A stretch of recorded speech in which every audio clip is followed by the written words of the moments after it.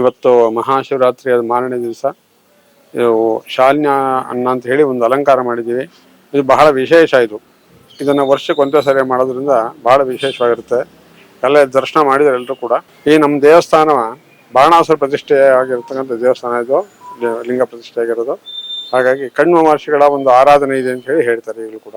ಬೇರೆ ಎಲ್ಲ ಈಗ ಇದರಲ್ಲಿ ನಂಜನಗೂಡಲ್ಲಿ ಶಾಲ್ಯಾನ ಅಭಿಷೇಕ ಮಾಡ್ತಾರೆ, ಅಂದ್ರೆ ತಲೆ ಮೇಲೆ ಇಟ್ಬಿಟ್ಟು ಮತ್ತೆ ಪ್ರಸಾದ ಕೊಡ್ತಾರೆ. ನಾವು ಅದನ್ನ ಅಲಂಕಾರ ಮಾಡಿದ್ದೀವಿ ಇದನ್ನ. ಹಾಗೆ ಬಹಳ ವಿಶೇಷ ಇದು. ಅಲ್ಲಿ ಪ್ರತಿ ದಿವಸ ನಡೀತದಲ್ಲಿ, ನಮ್ದು ವರ್ಷಕ್ಕೆ ಒಂದೇ ಸಾರಿ ವಿಶೇಷವಾಗಿ ಮಾಡುವಂಥದ್ದು. ಶಾಲ್ಯನದ ಅಲಂಕಾರ ಅನ್ನೋದು ತುಂಬಾ ವಿಶೇಷ.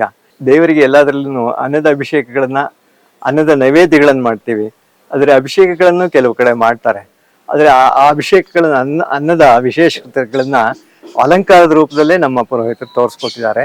ಅನ್ನ ಅನ್ನೋದು ಒಂದು ಶಾಂತಿಯ ಸಂಕೇತ, ತೃಪ್ತಿಯ ಸಂಕೇತ. ಹೀಗಾಗಿ ಇದೇ ಶಾಲ್ಯಾನದ ಅಲಂಕಾರದ ತದನಂತರವಾಗಿ ಅದನ್ನು ನಮಗೆ ಪ್ರಸಾದ ರೂಪವಾಗಿ ಪುರೋಹಿತರು ಕೊಡ್ತಾರೆ. ಇದು ತುಂಬಾ ವಿಶೇಷವಾದ್ದು.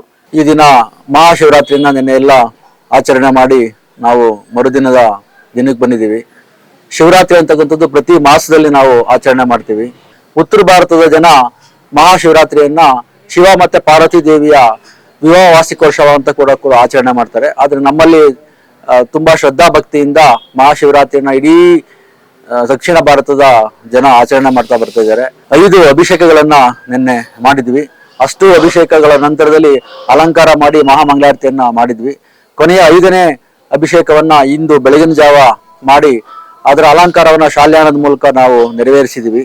ಇವತ್ತಿನ ಈ ಬೆಳಗಿನ ವಿಶೇಷವಾದ ಅಲಂಕಾರ ಶಾಲ್ಯಾನದ ಅಲಂಕಾರ ಇತ್ತು. ಶಾಲ್ಯಾನದ ಅಲಂಕಾರ